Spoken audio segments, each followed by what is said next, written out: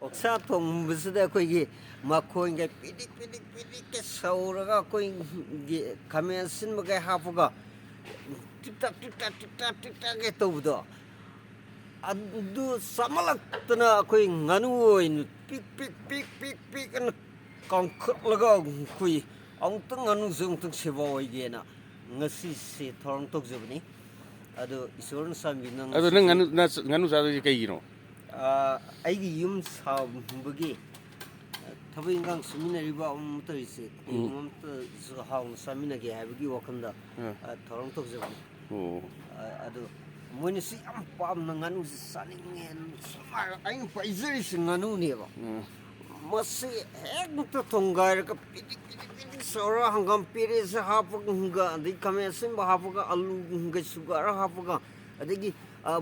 umorok kuntra muka hapsal ekta hausa sa gen na kuizumaitim sanena